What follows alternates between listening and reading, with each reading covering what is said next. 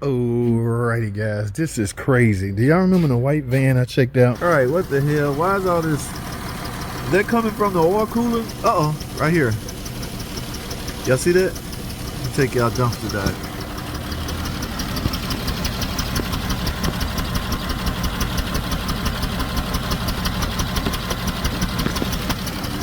Oh, the plastic tees to the heater core is broken. Oh, look. Now, again, the question remains, why am I running rough? Did they cook this damn thing? Uh-oh, guys. Let's go to the back. Uh-oh. I'm smelling. Oh, no. No. Guys, y'all know what that means? Oh, shit. That's not good. That's what I'm smelling. And she mentioned it's blowing out white smoke. Man, let me tell y'all something, man. The nerve of some customers, right? Especially after I feeling bad for you and really trying to help you. I'm in a bit of a trouble, right? I'm in some type of trouble because actually it's taking me too long.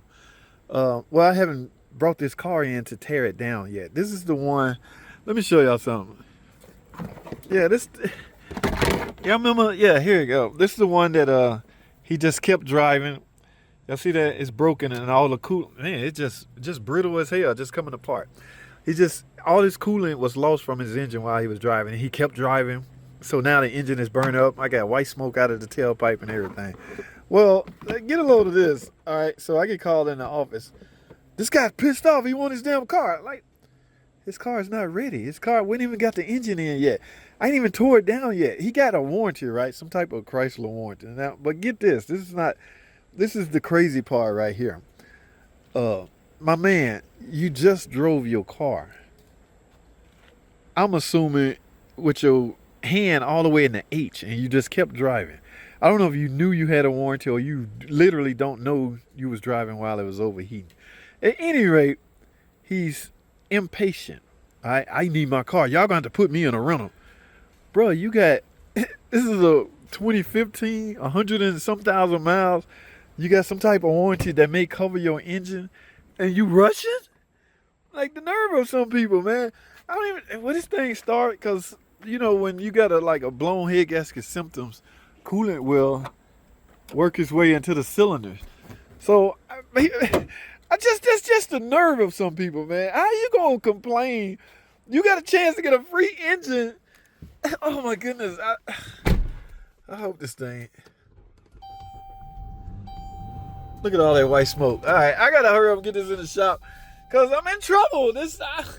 Look, here's the deal with me. I got 3 stalls. However, one of them is already torn down. Well, a car already tore down in it. That Grand Cherokee that I was talking about, that car been torn down for freaking weeks. And now I'm contemplating pushing it outside, but I don't want to leave the engine open because all of those valve train parts can rust out. All right? But now I'm finna tie up another stall because when I get it tore down, I got to take pictures and all that. I got to wait for somebody, either adjuster to come out. Somebody got to approve it. That could be weeks. Should I just be tearing cars down and pushing them outside? That's crazy. But I ain't forget that. That's just a normal process I'm used to. What I'm not used to is impatient ass customers that's complaining, y'all taking too long. What? Woo! I looked at my boss like, look, man. Okay. I got a job to do, guys. I'm at the place where I have rules. I work out of 4 shops. Every shop I work at have rules. However, yeah, I'm able to. Okay, y'all see where this is going. All right, so I got to get this damn thing tore down. I'm just gonna pull the front bank head. Y'all know me. That don't take no more than 30, 40 minutes. The holdup was simply me knowing that I'm about to tie down my stall. Yes, tie down, because it's going to have to sit here till either adjuster get here or they just randomly approve it. You need an engine. This thing is bucking and smoking and every damn thing. He cooked his freaking engine and he's impatient. I get it. If you need your van, you need your van. Let me turn this off. But, oh my goodness, the nerve of some freaking people.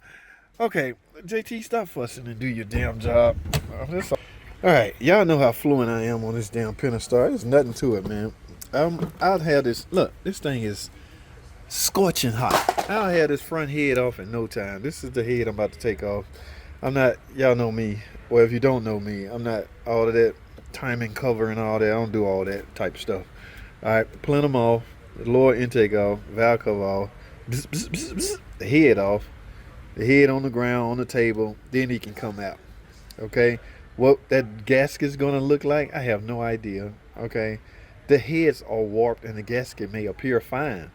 If they see that, they could assume it's just blown head gasket. That's why I don't understand about insurance company or extended warranty companies. Why don't they want to test this stuff while it's running? Like, you can get a sense of what's wrong with a vehicle while it's running. You can't get as much of a sense if the engine is tore down. What the hell? You're limited to what you see at that point. Okay, as opposed to coming out now while it's overheating, you limited to what's actually going on. Yeah, you may see coolant popping up out of here. I don't even want to. Yeah, high pressure build. I'm not opening that. High pressure build up. Just stay quick. But it's crazy. So y'all want to see how fast I can take this head off? Hey, it's been a minute, but I remember how to do it. Okay, you don't forget something like that. I had this head off in no time. So JT, stop whining. Let me get this battery disconnect. Get my tools set up. Guys, y'all stay tuned, man. I'll be back.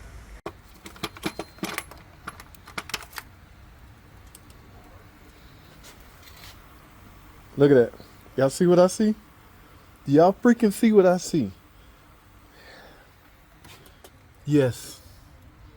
No trash got in the engine, but guess what? It wouldn't have mattered on this engine. This engine is already gone. This engine is freaking toast. Let me show y'all something. Do y'all see this? This is melted, guys. See that? That is melted pieces. Remember, this lower intake manifold is made of plastic. Now, if you knuckleheads get in my comment section talking about this shouldn't have been made of plastic or they wouldn't have had this problem, you crazy, okay? Plastic is not the enemy, and it's definitely not the enemy in this case. Okay, just because it's melted don't mean it was a bad idea to make the lower intake manifold plastic. It's melted because knucklehead mechanic or knucklehead owner kept driving the car with no coolant in it. All right, yeah, this hose broke, and look, it's still deteriorating all over the place. All right, so that's why that lower intake manifold is cracked. That's why they need an engine. They lucky they got a freaking warranty. All right, good for them, because yeah, you would have had to eat this, boy, big time. Look at this. Oh my goodness. Melt City, baby. There are some mechanics, Cousin Pookie out there, will literally replace this and think it's a fix. Oh my goodness. All right, guys. Now, should I stop? Remember, I am to tear this down to the point of failure. That lower intake manifold being melted is not technically a point of failure. Yeah, they want to see if the head warped or if the head gasket is blown. All right, so I must continue. All right, guys, let me get out of here. Let me finish yanking this off. I'm almost there, guys. It don't take me long to get this front head off. Bank 2, ooh, that cat got to go. The side got to come loose. The timing got to come off. Nope, not the timing cover. I ain't taking no damn timing cover off. And bloop. Look at that. That cooler is shot. That comes with a new engine anyway. Everything on here that's plastic related is potentially overheated and melted. Okay? Remember, if the block or the engine is melted, everything that's attached to it. No, if the block or engine has severely been overheated, everything that's attached to it is cooked and overheated as well, especially this plastic ass cooler. All right, I got to get this thing torn down, man. Y'all stay tuned. Come on, baby. Woo! Told y'all it was easy. Wasn't that bad at all, guys. But what are we looking for? You can see water starting to mix with the oil. Now let's take a look at the freaking head gasket. The engine is toast no matter what, but they want to see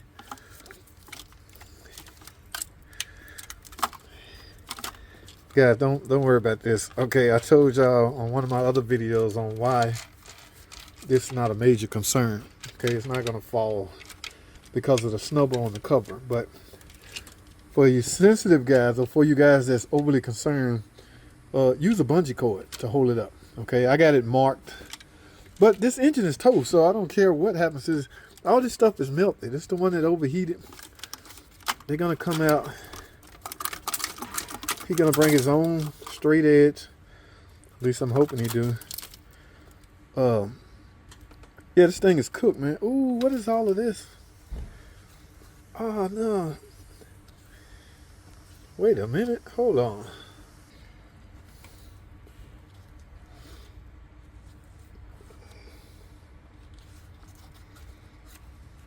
Man. Yes. It definitely cooked.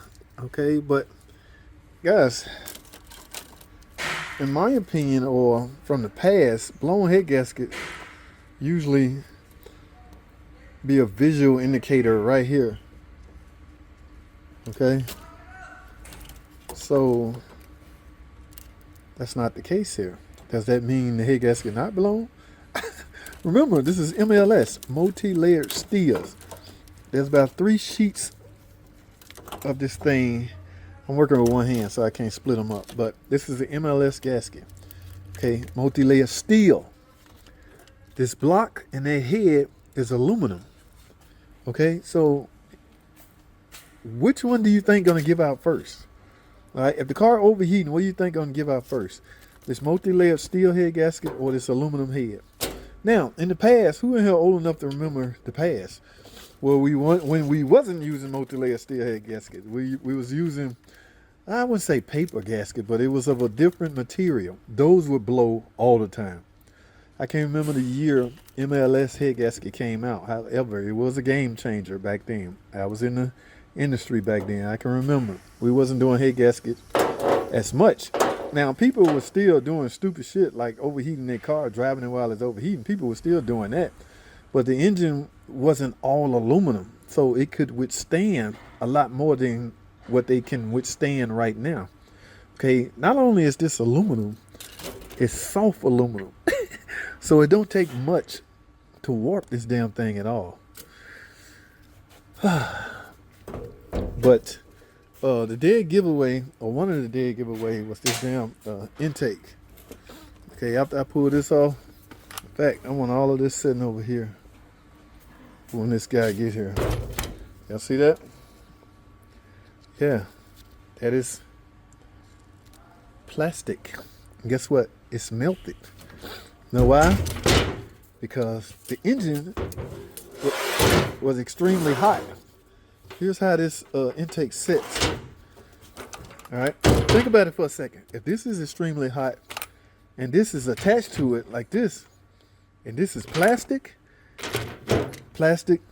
extremely hot, what do you think gonna happen?